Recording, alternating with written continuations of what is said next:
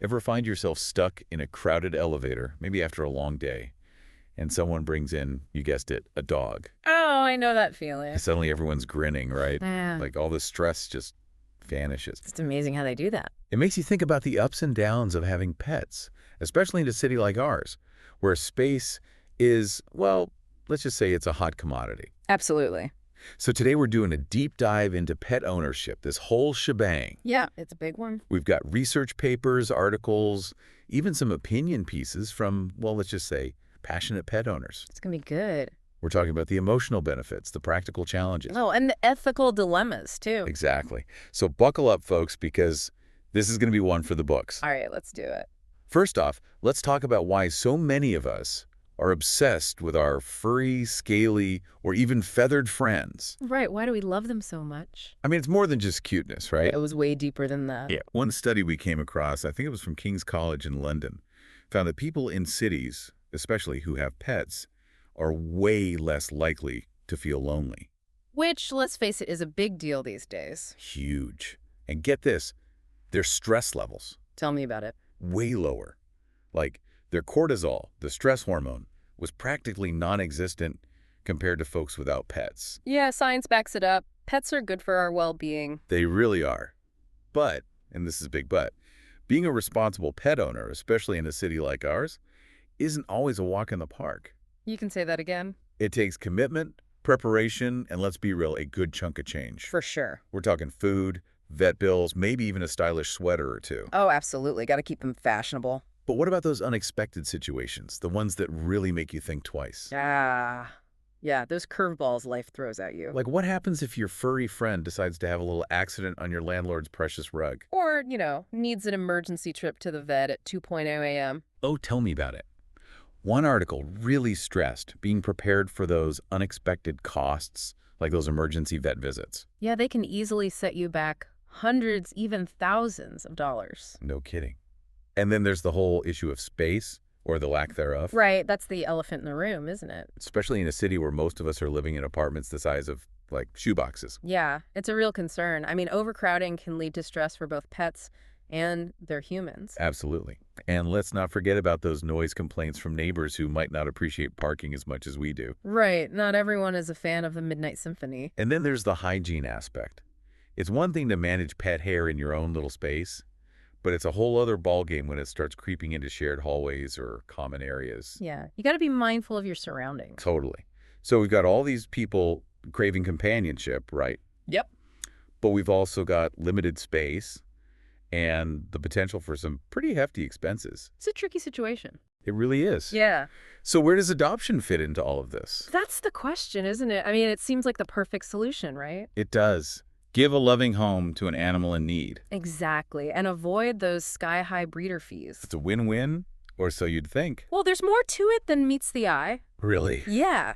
A lot of the sources we looked at really pushed for making adoption the go-to choice, which makes sense, right? Right, of course. But they also highlighted the need for better support for animal shelters, Okay, so they can properly care for all those animals. Exactly. And then there's the whole public awareness piece, getting the word out about all those amazing animals just waiting for their forever homes. Right. So it's not just about finding homes. It's about changing the way people think about getting a pet in the first place. Exactly.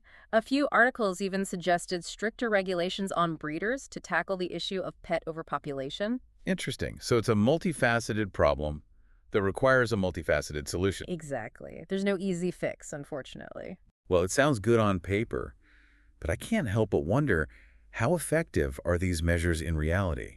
That's the million-dollar question, right? One study actually found that while most people support the idea of adoption in theory, very few actually follow through. Oh, wow. Why is that? Well, they cited a bunch of reasons, like anxieties about the animal's history, whether they had any behavioral issues, that sort of thing. I see. So it's that fear of the unknown. Exactly. And let's be honest, there's also the allure of that adorable puppy in the pet store window. Right. Who can resist those puppy dog eyes? It's tough, but it's something to think about, right? It definitely is. And speaking of things to think about, let's talk about navigating public spaces with pets. because that adds another layer of complexity to the whole thing. Oh, for sure. You've got people who love dogs, people who are terrified of them, and everything in between. It's true. I've seen it all. And then there's the whole issue of leash laws and making sure people clean up after their pets. Right, because nobody wants to step in a surprise left behind on the sidewalk. Exactly. It's all about finding that balance, right? Respecting both pet owners and those who might not be so keen on furry friends. It's a two-way street, for sure. Mm-hmm. Now, I know this is a bit of a sensitive topic, but we also need to talk about the fact that our pets aren't with us forever. Right. It's the heartbreaking reality of pet ownership. It really is.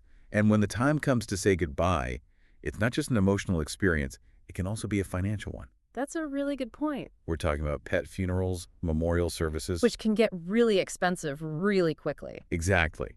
And it raises some interesting questions about how we value our pets, even in death. It really does. I mean, on the one hand, you have people arguing that these elaborate pet funerals are putting a strain on resources, that the money could be better spent elsewhere. I could see where they're coming from. Right, and then there are others who believe that it's a personal choice, that people should be able to grieve and memorialize their pets however they see fit. It's a tough one, for sure. There's no easy answer. Exactly. But it's a conversation worth having. Absolutely.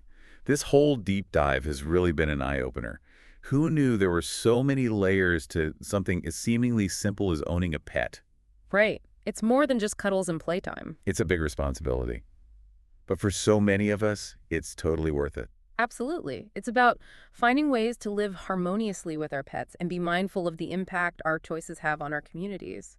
I couldn't have said it better myself. Yeah.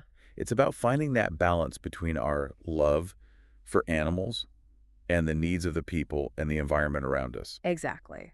It's something to keep in mind, whether you're a seasoned pet owner or just thinking about welcoming a furry friend into your life. Well said. Because at the end of the day, it's about making choices that benefit both our furry companions and the world we share with them. Couldn't agree more. And on that note, that wraps up our deep dive into pet ownership. It's a topic that's sure to keep us talking for years to come. Oh, absolutely. But for now, we'd love to hear your thoughts. What are your biggest joys and challenges of being a pet owner in the city? Let us know. Yeah, join the conversation. Until next time, take care. See you later.